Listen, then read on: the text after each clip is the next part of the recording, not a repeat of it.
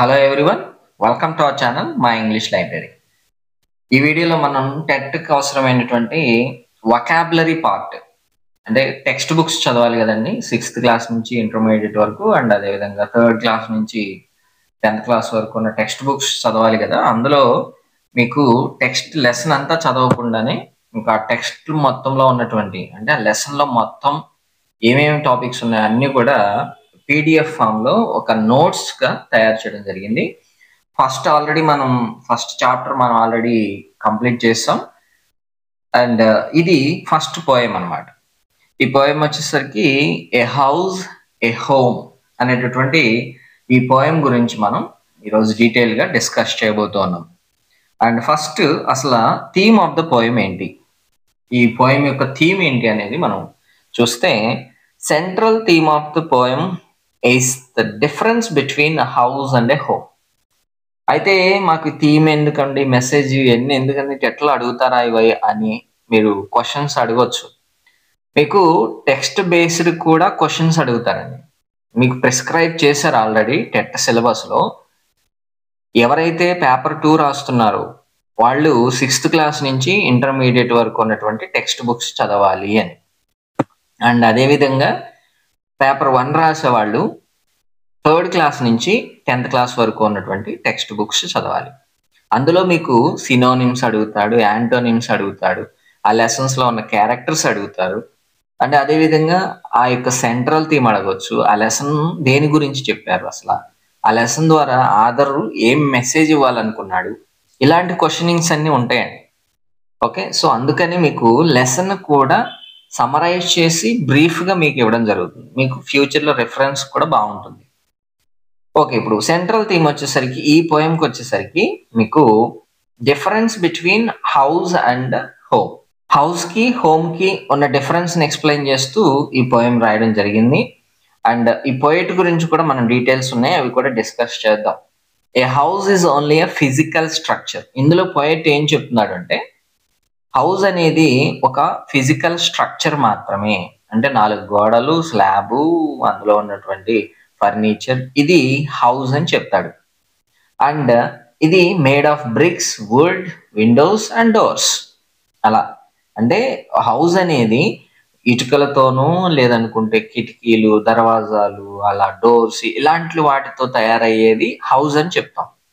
అలాగే but home is created with love, care, affection, sharing, understanding, okay, among all the family members. దీన్ని మనం home అంటాం అని poet ఈ రెండింటికి డిఫరెన్స్ గురించి పోయంలో చెప్పడం జరిగింది.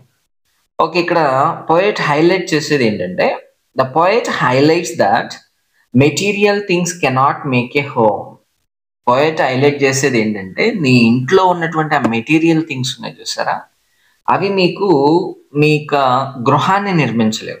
అది ఇంటిని నిర్మిస్తాయి, కానీ మీకు ఆ ఫ్యామిలీ అంటాం కదా, ఆ గృహం అనేటటువంటి ఆ ఫ్యామిలీని నిర్మించలేవు. అవి నిర్మించేది ఏంటంటే relationships. Only relationships and emotions can make your home అంటారు. ఓకే, సో తను హైలైట్ చేసినటువంటి points అవన్నమాట.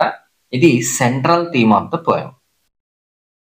And message of the poem, అసలు ఈ పోయం ద్వారా పోయట్ మనకి ఇవ్వాలనుకున్నటువంటి మెసేజ్ ఏంటంటే, the poem conveys that real happiness comes from loving relationships. మనకి real happiness ఎక్కడి నుంచి వస్తుంది అంటే, మనం ప్రేమించేటటువంటి ఆ రిలేషన్షిప్స్ ఉన్నాయి కదా, బ్రదర్ అని, సిస్టర్ అని, వైఫ్ అని, హస్బెండ్ అని, మదర్ అని, ఫాదర్ అని, ఇలాంటి రిలేషన్షిప్స్ ఉన్నాయి కదా సార్, అలాంటి రిలేషన్షిప్స్ ద్వారా మనకి ఈ హ్యాపీనెస్, రియల్ హ్యాపీనెస్ అనేది వస్తుంది అని అంటా ఉన్నాడు. And a building becomes a home only when people living in it. మీకు ₹1,00,00,000 పెట్టి ఒక బిల్డింగ్, మ్యాన్షన్ కట్టుకోవచ్చు, కానీ అందులో ఇలాంటి హ్యాపీ రిలేషన్షిప్స్ లేనప్పుడు అది హోమ్ కాలేదు.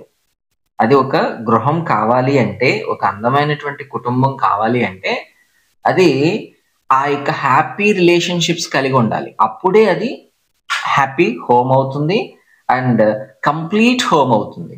ఓకే, సో మన ఫ్యామిలీ మెంబర్స్ ఒకళ్ళ పట్ల ఒకళ్ళు చూపేటటువంటి ఆ care, okay, loving each other, caring each other, అది ఉన్నప్పుడే అది కంప్లీట్ హోమ్ అవుతుంది. 1,00,00,000 పెట్టి కట్టినా, 10 crores పెట్టి కట్టినా అది జస్ట్ 4 గోడలు ఇల్లు అవుతుంది అంతే. ఓకే. సో కానీ ఆ హ్యాపీ రిలేషన్షిప్స్ ఉన్నప్పుడు మాత్రమే అది హోమ్ అవుతుంది అని అంటా ఉన్నాడు.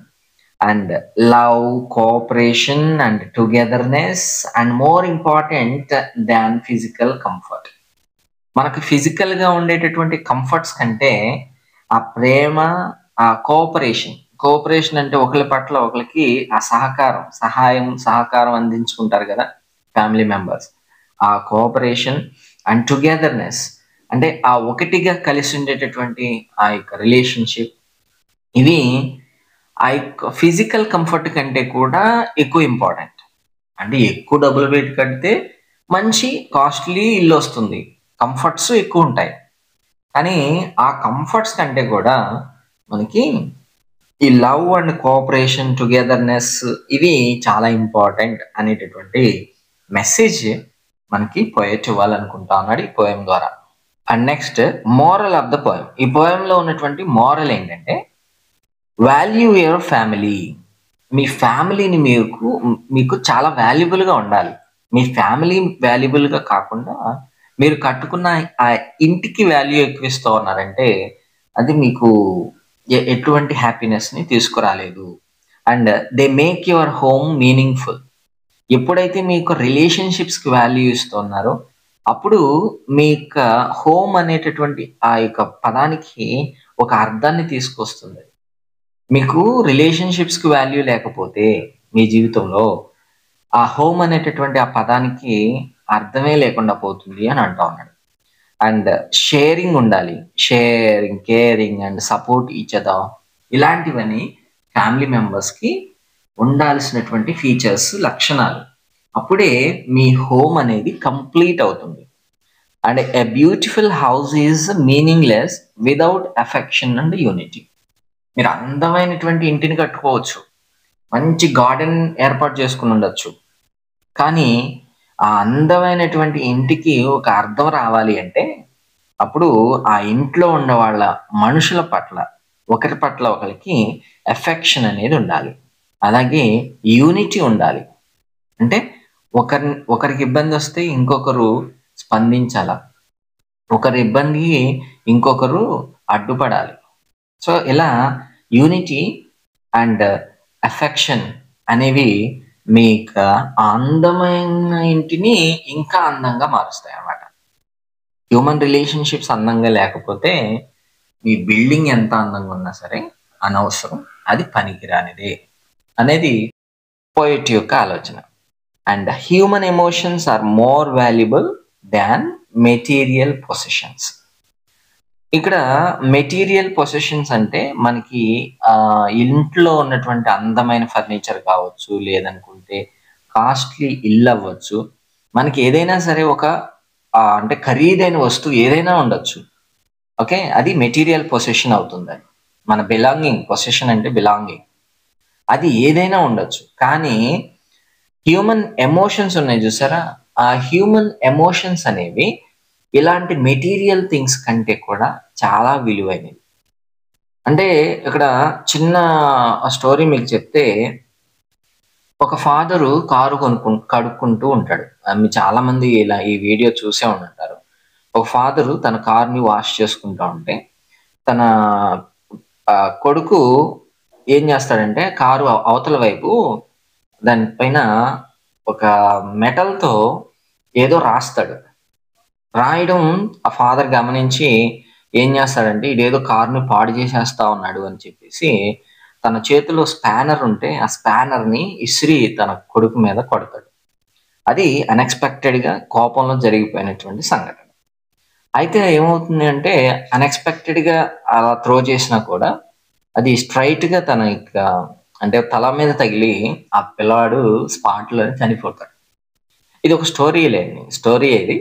అయితే ఆ జరిగిన వెంటనే ఫాదర్ రియాక్ట్ అయ్యి అది ఎంత తీవ్రంగా స్పందించాను అని చెప్పి బాధపడతాడు. అంతా అయిపోయిన తర్వాత కారు మీద అసలు ఆ పిల్లాడు ఏం రాశాడు అనేది గమనించడానికి ఫాదర్ వెళ్తే దానిపైన ఐ లవ్ మై డాడ్ అని రాస్తాడు. ఇక్కడ ఆ ఖరీదైనటువంటి కారు ముఖ్యమా, లేదనుకుంటే ఆ పిల్లవాడు తన ఫాదర్కి కన్వే చేయాలి అనుకున్నటువంటి అఫెక్షన్, ఆ లవ్ ముఖ్యమా అనేది పాయింట్. ఇక్కడ పోయెట్ కూడా అదే చెప్పాలనుకుంటా ఉన్నాడు. ఖరీదైన కారు కంటే ఆ యొక్క ప్రేమించేటటువంటి కొడుకు ఇంపార్టెంట్ అనమాట.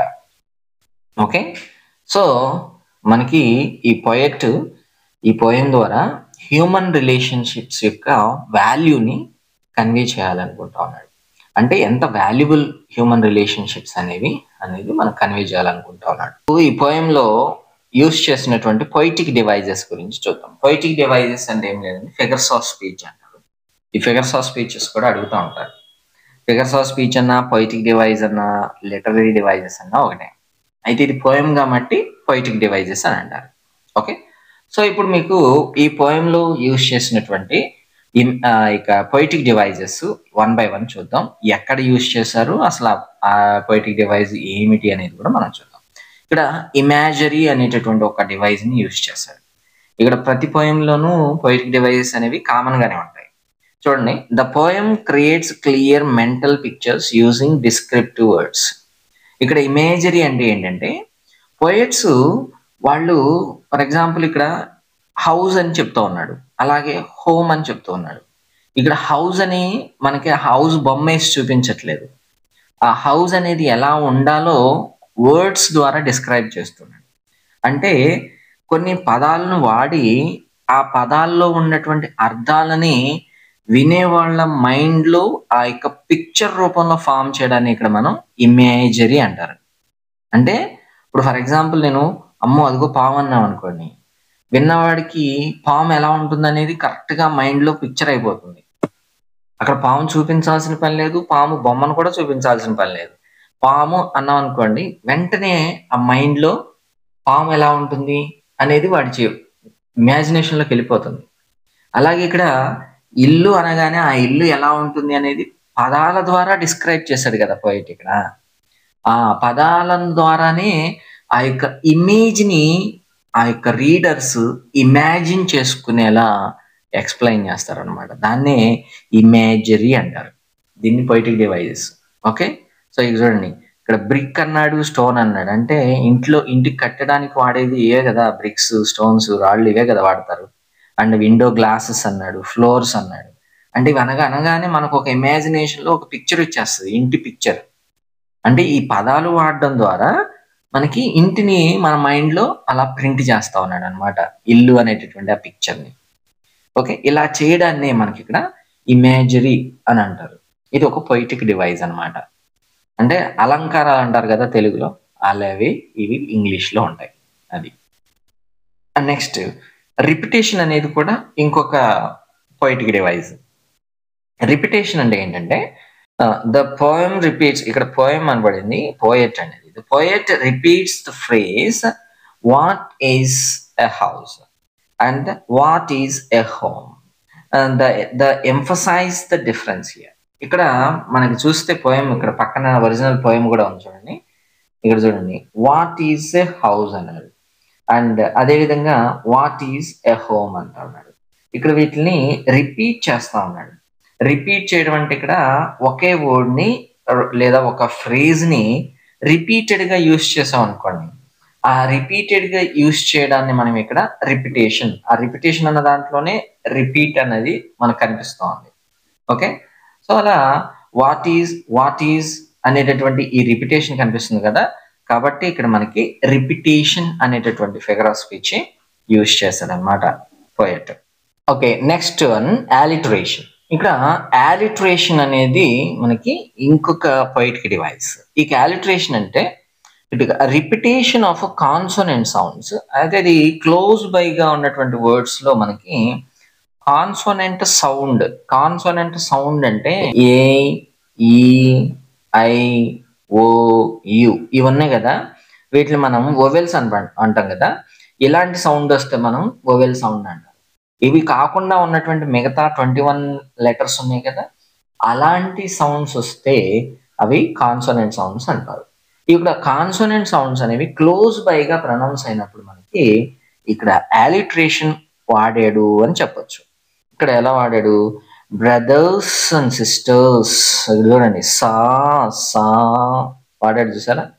అంటే క్లోజ్ బైగా మనకి brothers and sisters and fathers and mothers, ఇక్కడ సా సా అనేది రిపీట్ అవుతుంది అనమాట.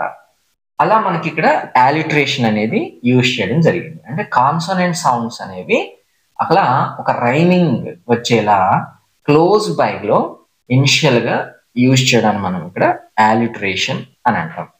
అలాగే కాంట్రాస్ట్ కూడా ఉంది. కాంట్రాస్ట్ అనేది కూడా ఇంకొక ఫిగర్ ఆఫ్ స్పీచ్. ఎలాగూ the entire poem is based on the contrast between house and home. ఈ రెండింటి గురించి భేదం కూడా చెప్పేది కదా. కాంట్రాస్ట్ అంటే ఏంటి? ఆపోజిట్. అంటే ఇక్కడ తను చెప్పేది కూడా, డిస్క్రైబ్ చేసేది కూడా ఆపోజిటే కదా. ఇక్కడ హౌస్ గురించి చెప్తున్నాడు అండ్ హోమ్, అంటే రెండింటికి డిఫరెన్సెస్, ఆపోజిషన్స్ ఎలా ఉంటాయి అనేది చెప్తున్నాడు. హౌస్ అనేది ఫిజికల్ స్ట్రక్చర్ అంటున్నాడు అండ్ హోమ్ అనేది ఎమోషనల్ బాండ్ అంట. సో ఇలా మీకు కాంట్రాక్షన్స్ గురించి చెప్తున్నాడు కాబట్టి ఇక్కడ కాంట్రాస్ట్ అనేటటువంటి పోయిటిక్ డివైస్ కూడా ఉందంట. పర్సానిఫికేషన్. ఇక పర్సానిఫికేషన్ అంటే మాకు చాలా ఫేమస్ ఫిగర్ ఆఫ్ స్పీచ్ ఇది. పర్సానిఫికేషన్ అంటే ఏం లేదు, నాన్ హ్యూమన్ థింగ్స్ ని లేదా నాన్ లివింగ్ థింగ్స్ ని లివింగ్ థింగ్స్ గాను హ్యూమన్ గాను ఎక్స్ప్లెయిన్ చేస్తారనమాట. అంటే జంతువుల్ని మనుషులు గాను, అంటే మనుషులకు ఉండే క్వాలిటీస్ ఉన్నట్లుగాను ఆపాదించడాన్ని మనకి ఇక్కడ పర్సానిఫికేషన్ అంటారు. ఇదండి, love and care are described as if they can show and share. Actually ఇక్కడ లవ్ అండ్ కేర్ ఇవి కనిపించవు, కంటికి కనిపించవు. లవ్ అనేది, కేర్ అనేది కంటికి కనిపించవు, కానీ మన యాక్షన్స్ ద్వారా అర్థం చేసుకోవచ్చు. మనం చేసే పనుల ద్వారా అర్థం చేసుకునేవి కానీ కంటికి కనిపించేవి కాదు. కానీ ఇక్కడ తన పోయట్ ఏం చెప్తున్నాడంటే that as if they can show, అంటే ప్రేమ అండ్ ఆ యొక్క జాగ్రత్త ఇవి అండ్ భద్రత ఇవి షో అంటే కనిపించేవి గాను అండ్ నెక్స్ట్ షేర్ అంటే షేర్ చేసుకునేవి గాను చెప్తా ఉన్నాడు ఇక్కడ. అంటే showing your loved ones you are always caring. ఓకేనా? సో ఈ సెంటెన్స్ ద్వారా అంటే ఈ ఫ్రేజ్ ద్వారా మీకు తను ఏం చెప్తున్నాడు, లవ్ అండ్ కేర్ అనేవి చూపించగలిగినవి అండ్ అదేవిధంగా షేర్ చేసుకోగలిగినవి.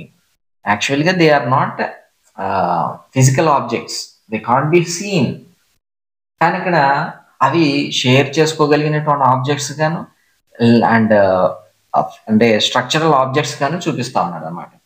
సో ఇక్కడ మనకి పర్సానిఫికేషన్ ఉంది అని చెప్తా ఉన్నాడు. అండ్ నెక్స్ట్ ఇంకొకటి ఏంటంటే ఎంజాయ్మెంట్. ఎంజాయ్మెంట్ అంటే ఏంటంటే ఇప్పుడు lines continue without a pause.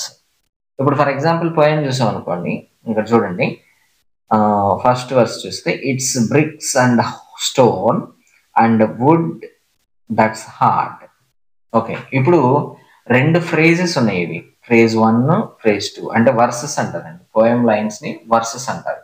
First verse second verse. అయితే ఇక్కడ ఫస్ట్ ఒకే లైన్ లో రాసేయచ్చు, కానీ రాయరు అలా. పోయిట్స్ అలా రాయరు. అలా రాయకుండా ఇక్కడ నెక్స్ట్ వర్స్ కూడా తీసుకెళ్తారు. అంటే మనకి ఇక్కడ రైన్ తీసుకురావడం కోసం చేసే పనులు అవి. ఇక్కడ మనకి చూస్తే ఇక్కడ స్టోన్ అని అక్కడ ఫుల్ స్టాప్ కానీ పంక్చువేషన్ కానీ ఏమీ లేదు. And it's bricks and stones and wood that's hard అంటే ఫినిష్ ఎక్కడ ఉంది? ఇక్కడ నెక్స్ట్ లైన్ లో ఫుల్ స్టాప్ తో ఫినిష్ అయింది. ఇక్కడ అదే చెప్తా ఉన్నాడు, lines continue without a pause, break లేకుండా కంటిన్యూషన్ అనేది ఉంటుంది. అలాంటి వాటిని మనం ఇక్కడ ఎంజాయ్మెంట్ అని అంటారు. ఓకే, ఇక్కడ ఉంది enjoyment. And next some windows glass and the phrase and perhaps a yard, ఇక్కడ ఎండ్ అయింది. అంటే 3-4 కలిసి ఒక వర్స్ అనమాట. And next it's eaves and chimneys and tiles floors and stucco and roof and lots of doors. చూసారా, ఇక్కడ మొదలయ్యి ఇక్కడ ఎండ్ అయింది. ఓకే, ఇలా మనకి లైన్స్ అనేవి అంటే వర్సెస్ అనేవి ఒకే దాంట్లో ఎండ్ అవ్వు, కంటిన్యూషన్ గా ఉంటాయి. అవి పంక్చువేషన్ లేకుండా అలా కంటిన్యూ అవుతుందని మనం ఇక్కడ ఎంజాయ్మెంట్ అని అంటారు. చూడండి, it's loving and family and doing for others. ఇక్కడ ఫినిష్ ఏం లేదు, ఇక్కడ ఉంది ఫినిష్. ఓకే, సో దాన్ని మనం ఎంజాయ్మెంట్ అంటారు. మెటాఫర్. మెటాఫర్ కూడా చాలా ఎక్కువ సార్లు అడిగేటటువంటి క్వశ్చన్ అండి ఇది. A house is compared to a physical structure, while a home is compared to a place filled with love and relationship. ఎక్కడైతే మనకి కంపారిజన్ ఉంటుందో, అంటే మనకి ఇలాంటి వర్డ్స్ ఉంటాయి, లైక్ కానీ, లేదంటే యాజ్ కానీ, లేదనుకుంటే రిజెంబుల్. ఓకే, సో ఇలాంటి వర్డ్స్ ఏమీ యూజ్ చేయకుండా మనకి కంపారిజన్ కనుక కనిపిస్తే, కంపారిజన్, ఓకేనా, కంపారిజన్ ఉంటుంది కానీ ఇలాంటి వర్డ్స్ ఏమీ ఉండవు. యాక్చువల్గా కంపేర్ చేయాలంటే ఇలాంటి వర్డ్స్ వాడాలి. అలాంటి వర్డ్స్ వాడకుండానే కంపారిజన్ కనుక చూపించాడు అనుకోండి, అప్పుడు మనకి మెటాఫర్ యూజ్ చేశాడని అర్థం. చూడండి ఎట్లా, a house is compared to a physical structure. ఒక హౌస్ని ఫిజికల్ స్ట్రక్చర్తో కంపేర్ చేశాడు. అక్కడ మనకి హౌస్ ఈస్ అన్నాడు, అయితే హౌస్ అనేది అలా ఉంటుంది అని చెప్పలేదు, అది హౌస్ అని చెప్పాడు.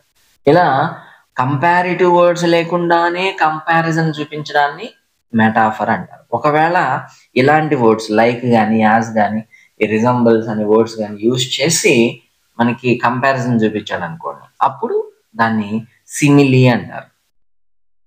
అబౌట్ ద పోయెట్ చూస్తే, లారెల్ ఎం హెల్లీ అనేటటువంటి ఈ యొక్క poet, Lorraine M Halli, poet name కూడా గుర్తుపెట్టుకోవాలండి.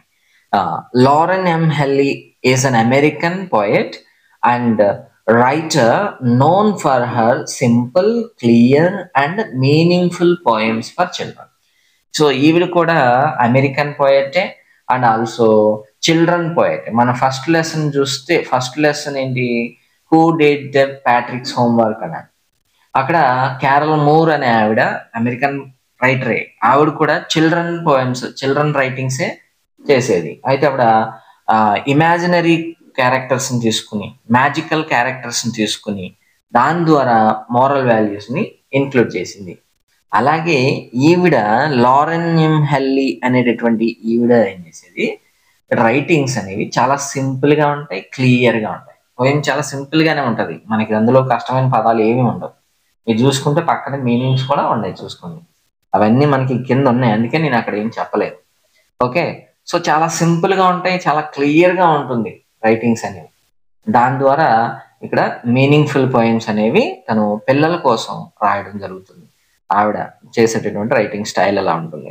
ఆ writings often focus on family values, ఫ్యామిలీలో ఉండాల్సినటువంటి వాల్యూస్ గురించి, ఎమోషన్స్ గురించి, రిలేషన్షిప్స్ గురించి, ఇప్పుడు ఈ పోయం అదే కూడా.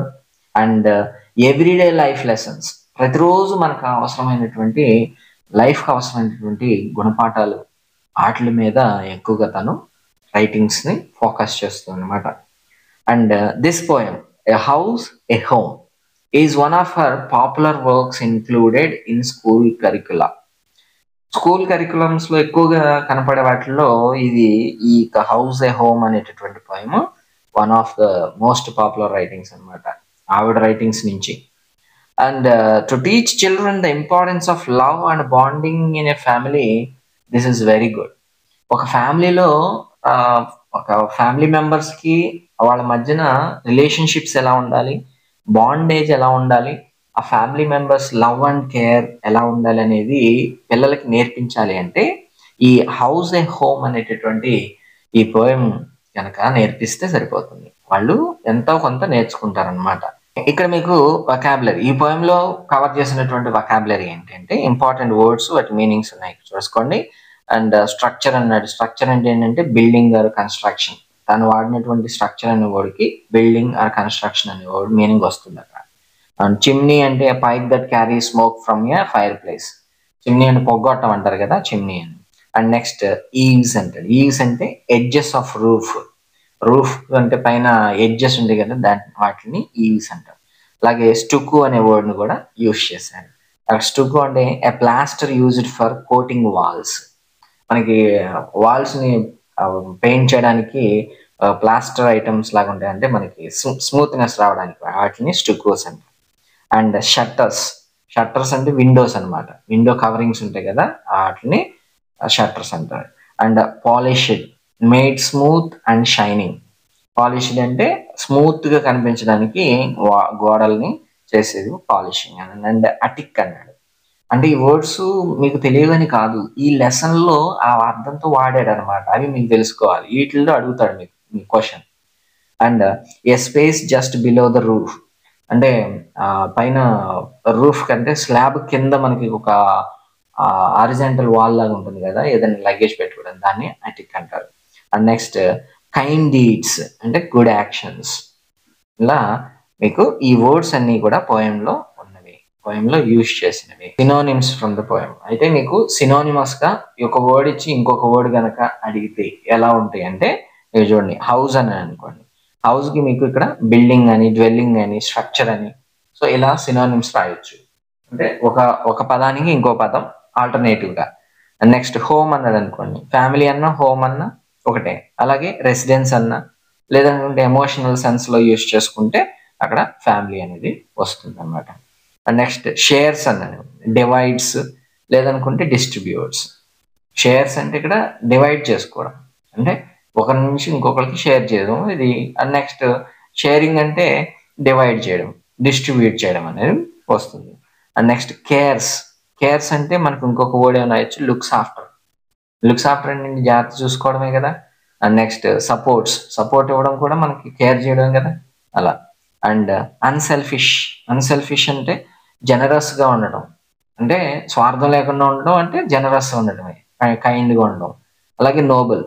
నోబుల్ గా ఉన్న వాళ్ళకి జలస్ ఉండదు, అలాగే సెల్ఫిష్నెస్ ఉండదు. నోబుల్ అనేది వాళ్ళే అంటారు noble characters. And next kind. Kind అంటే జెంటిల్, కేరింగ్, కంపాషనేట్, ఇవన్నీ కూడా కైండ్ కి ఆల్టర్నేటివ్స్ గా యూజ్ చేసుకోవచ్చు. ఇవన్నీ synonyms, possible synonyms to be asked from the poem. ఈ పోయం నుంచి కనుక మీకు క్వశ్చన్ ఏమైనా కనిపిస్తే ఎలాంటి పోయం, ఎలాంటి వర్డ్స్ కనిపించే ఛాన్సెస్ ఎక్కువగా ఉంటాయి అన్నమాట. Next antonyms. ఒకవేళ యాంటోనిమ్స్ కనుక ఈ పోయం నుంచి అడిగితే ఎలాంటి వర్డ్స్ అడిగే ఛాన్సెస్ ఉంటాయి అంటే, కైండ్ అంటే కైండ్ అంటే క్రూయల్ లేదంటే హార్ష్ అనే అర్థంతో వాడచ్చు మనం. లేదా అన్సెల్ఫిష్ అంటే సెల్ఫిష్. అండ్ నెక్స్ట్ కేర్ అంటే నెగ్లెక్ట్. కేర్ చేయడం అంటే పట్టించుకోవడం, జాగ్రత్త చూసుకోవడం. నెగ్లెక్ట్ అంటే పట్టించుకోకుండా ఉండడం. అలాగే షేర్. షేర్ అంటే హోల్డ్, కీప్ అని అంటాం. షేర్ అంటే ఏంటంటే ఒకరికి ఇంకొకరికి షేర్ చేయడం అండ్ పంచుకోవడం, షేరింగ్ అంటే. అలా కాకుండా హోల్డ్ అండ్ కీప్ అంటే మనం మన దగ్గర ఉంచేసుకోవడం, అంటే స్వార్థం చూపించి ఎవరికి ఇవ్వకుండా అన్ని మన దగ్గర ఉంచేసుకోవడం అనమాట. అండ్ నెక్స్ట్ ఇక్కడ హోమ్ అంటే ఎమోషనల్ సెన్స్ లో చూస్తే హోమ్. అలా కాకుండా దానికి ఆపోజిట్ రాయాలనుకుంటే స్ట్రేంజర్స్. మన ఫ్యామిలీ మెంబర్స్ ని మనం హోమ్ అంటాం ఇక్కడ. అలా కాకుండా వేరే వాళ్ళు అయితే మనం స్ట్రేంజర్స్ అంటాం కదా, అలా. అలా కాన్ఫ్లిక్ట్. హోమ్ అంటే ఏంటి, కలిసి ఉండడం. కాన్ఫ్లిక్ట్ అంటే ఏంటి, వేరు భావాలతో ఉండడం. అండ్ లోన్లీనెస్ అంటే సింగిల్ గా ఉండడం. ఇలా మీకు యాంటోనిమ్స్ అనేవి కనిపిస్తాయి. షార్ట్ గా అంతా చూస్తే, ఎగ్జామ్ ఫ్రెండ్లీగా చూస్తే ఇదంతా, the poem explains that a house is just a building but a home is a place where people live together and with love, care and responsibility and kindness. ఇక్కడ short గా మొత్తం మీద సమరైజ్ చేసి చూస్తే, house is just a building but home is a place where people live together. కలిసి జీవించేటటువంటి స్థలం, place and home అంటే. And అదేవిధంగా ప్రేమ, ఆప్యాయత, బాధ్యతలు, అండ్ నెక్స్ట్ జాలి, దయ, ఇవన్నీ కలిగి ఉండేది హోమ్ అంటాం. And the poet teachers that family relationships makes a family. The poet teaches that family relationships make a home truly valuable. అయితే ఇక్కడ పోయట్ చెప్పేది ఏంటంటే, ఏం చెప్పాలనుకుంటుందంటే, the family relationships make you home. ఆ ఫ్యామిలీలో ఉండేటటువంటి మెంబర్స్ మధ్యన ఉన్నటువంటి ఆ రిలేషన్షిప్సే హోమ్ అనేటటువంటి దాన్ని తయారు చేస్తాయి. And that is very valuable, truly valuable. At is అదే చాలా విలువైంది. ఆ కాస్ట్లీ హౌస్ కంటే కూడా ఆ హ్యూమన్ రిలేషన్షిప్సే మంచి వాల్యుబుల్ అని చెప్తా ఉన్నాను. So the total summary short cut లో చూస్తే, మీకు TET and DSC previous years లో పాసిబుల్ గా అడిగిన క్వశ్చన్స్ చూస్తే మీకు ఇవన్నీ మల్టిపుల్ చాయిస్ క్వశ్చన్స్ అండ్ కింద ఆన్సర్స్ కూడా ఇవ్వడం జరిగింది. మీరు వాటిని ఒకసారి చూసుకోవడానికి ట్రై చేయండి. ఓకే, ఇక్కడ దాదాపు ఒక 5 క్వశ్చన్స్ దీని మీద ఇవ్వడం జరిగింది అండ్ మీకు అసర్షన్స్ కూడా ఇవ్వడం జరిగింది. ఇవన్నీ ఒకసారి చూసుకోవడానికి ట్రై చేయండి. Okay, that's all for today. Thank you very much and we will meet with another video. Thank you. See you soon.